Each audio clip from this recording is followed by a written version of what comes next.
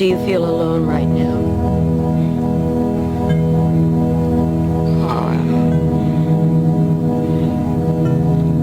I mean, I'd like to believe I'm not, but I've just